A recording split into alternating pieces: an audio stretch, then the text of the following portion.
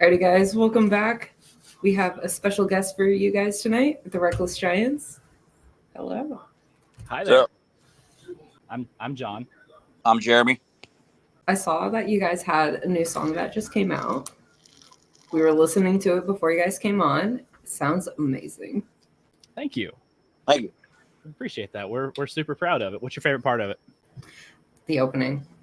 Like I have to agree. My favorite part's the end when it's over. Same. Fun fact about that is we have never played that song live. We've barely even rehearsed that song. It was basically just studio recorded and then Oh. released.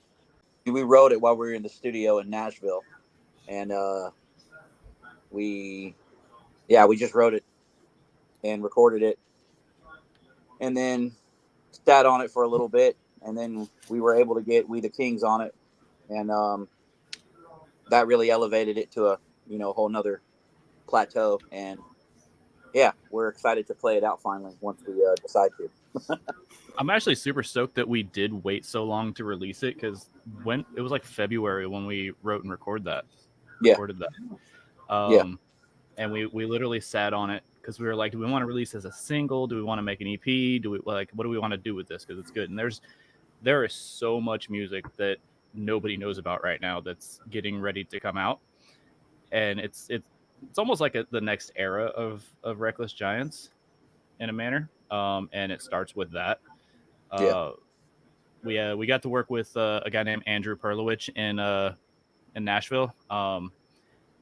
Not to name drop, but the dude's worked on like Red Jumpsuit Apparatus. He's worked with T-Pain. He's got his current biggest artist right now is oh my god, Atlas. I don't know if you guys are familiar, but he's like world touring like craziness. And Andrew decided to take a little bit of time to work with us, and can't wait for everybody to hear what else we came up with Andrew. Yeah.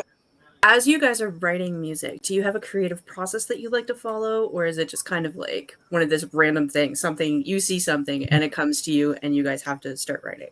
Usually it's so we kind of made the agreement, and kind of it's just the best way that we like to work together is we like to write as a band, but usually what happens is I'll have a half-assed brain idea that's not flushed out yet, but it's there's something there, and then I'll take it to the guys, and they'll be like, hey, I usually have a couple things, and I'll throw it at them, and they'll be like, dude, that's cool, let's do this, and then they'll just take it further and further, and it's a beautiful process. We talk about it a lot. It's my favorite part of being in this band, but it just kind of magic happens. But we generally like to write that way. I mean, John has also wrote, he's wrote like parts here and there, and then we've built on it. But rarely do we come in like, hey, here's a song, I want you to play it this way. Like, that's just not how we roll. There's bands that do that, and that's totally fine.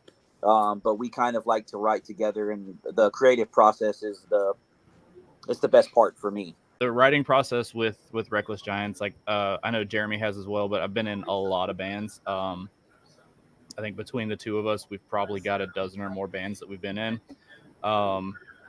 And it's always a little bit different, but there's always like almost the same, where there's one guy in the band that like brings the song, and then we just kind of like do what they say. But with this, like even Cody's brought just like a drum beat, and like I'll start playing like a bass line over it. Jeremy knows exactly what song I'm talking about right now because he hates it. But but yeah, no, like we have a rule that no idea doesn't get tried. Everything, even if it sounds completely stupid, like we're gonna try it. Oh yeah. And a lot of times those are the ideas that stick. How would you describe your music that you guys create? Like, do you fall under more of the pop punk era, or are you more rock? How would you describe it? Backwoods pop punk. So I don't remember who came up with that phrase. I don't either, but I love it so much.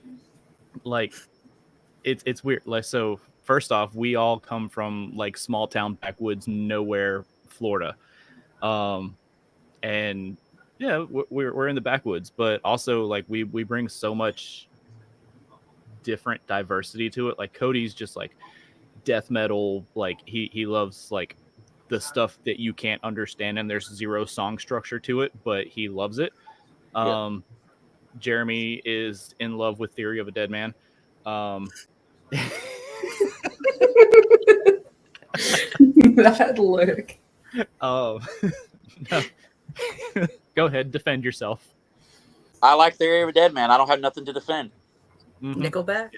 Nickelback. I love. Honestly, Nickelback is life. My favorite band is Breaking Benjamin, but he likes talking shit because I like what's called radio rock, or now it's called dad rock. Cock rock. So cock rock is Jeremy's thing, and I am the mainstream pop punk kid. I was an emo kid growing up, 100%. Bangs, eyeliner. Yeah. No, we bring all that together, and like Felicity kind of stole the trash rock thing or whatever they call it, garbage pop punk. I forget what theirs is. They kind of stole that name, so we were like, well, we can't call it that because it's literally throwing everything to a trash can and then seeing what comes out. So yeah, somebody was like, well, backwoods pop punk, and we're like, yep, that's what we are. We're backwoods pop punk. Piggybacking off of your guys' going to concerts, do you have any like pre-show rituals that you do? we just have fun, like that's why we're doing what we do. That's why this band was even really formed. We that's really our pre-show ritual. It's just hammering the shit out of each other and then making sweet love when we're on stage. I think Staples, like the appropriate answer for that question, is we have to eat food. If we don't, then the set's gonna suck. So depending on where we're at, like there's certain places in certain cities and towns that we play at that we have to go eat. Yes. Like if we play Gainesville, we have to either go get Dick's or we have to get Flacco's. Dick's is a burger joint, right? Yes, it is. Dick's. You can They go get a have bag Dick's of... in Seattle. Really? Yeah. Like Dick Mondale's? No, Same it's place? just called Dick's. No, that's the place that's like they're mean to you, isn't it? No, actually, it's just like burgers and fries that are like $1.29 each, so it's like really cheap. Oh, that's nice. I went to Five Guys last week and spent $25 on a burger and fries. For one person. Yeah. One That's burger? insane. One like Yeah.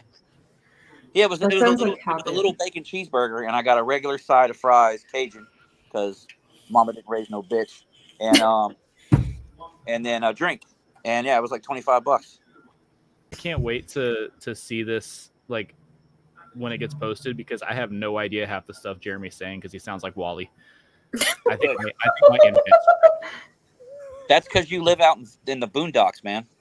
In the backwoods, man. Yeah. Yeah.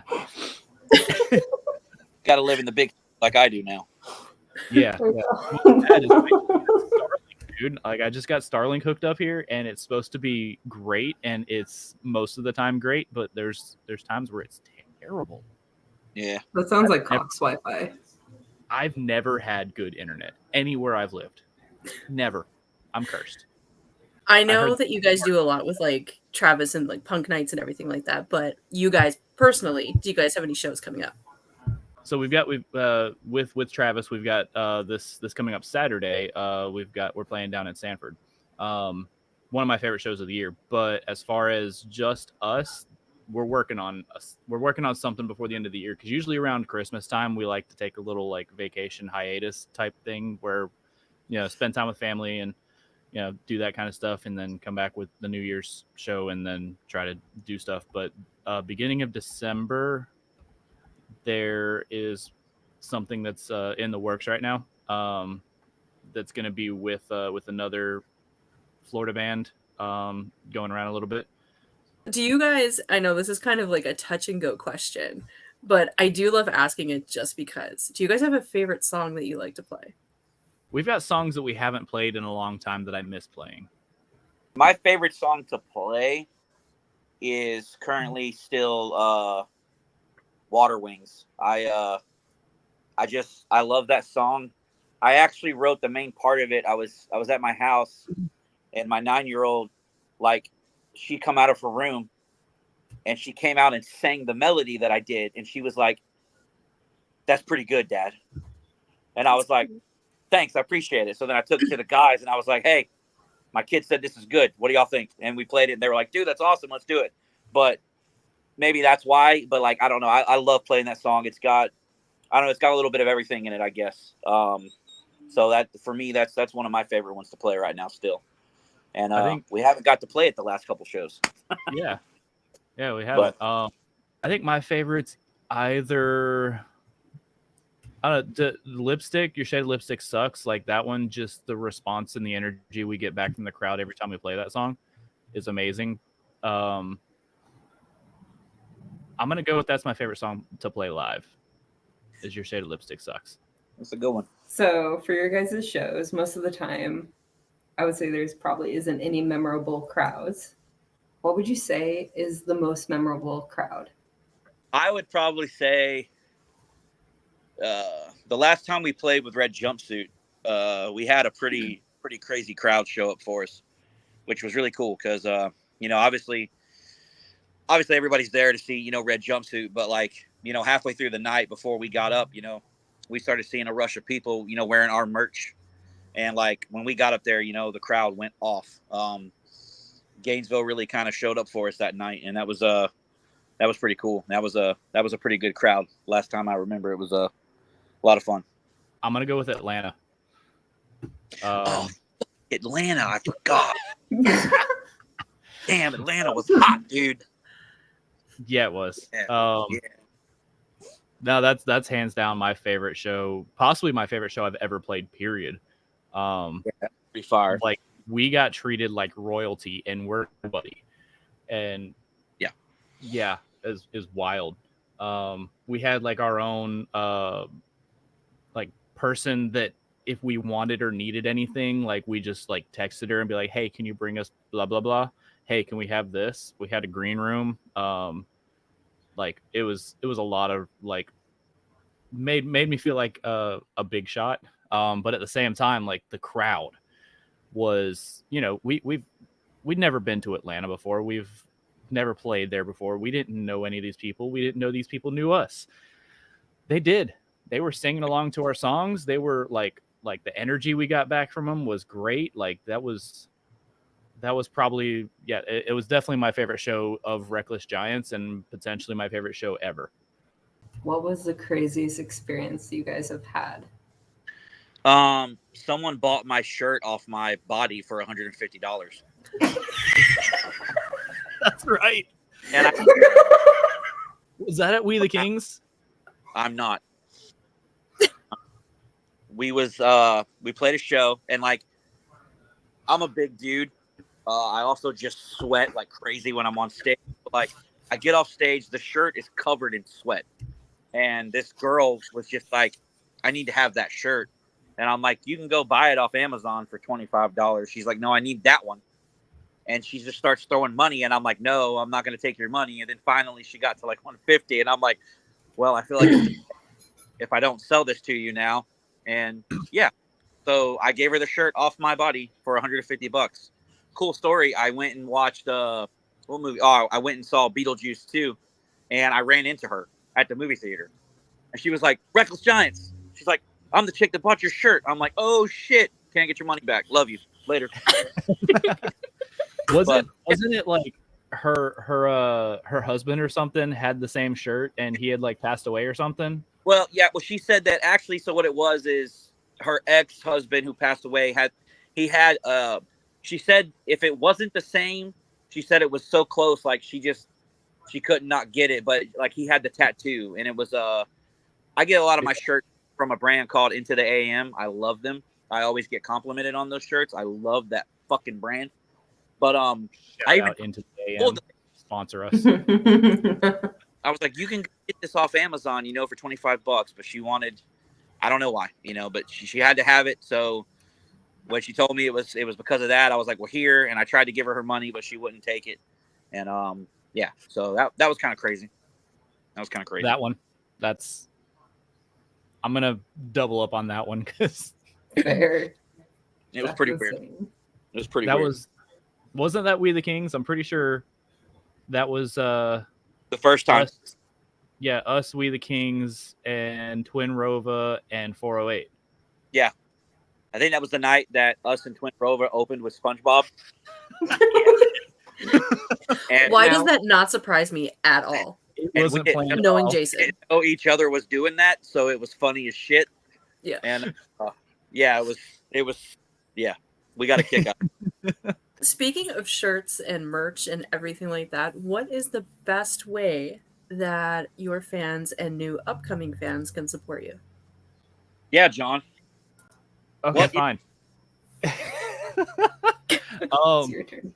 The link in our bio takes you everywhere you need to go. We've got an online merch store. I'm terrible at keeping up with it. Yeah, we do. Online merch store. People buy stuff and I pack it up and I ship it out to them. We are on top of it. Yeah. Somebody is.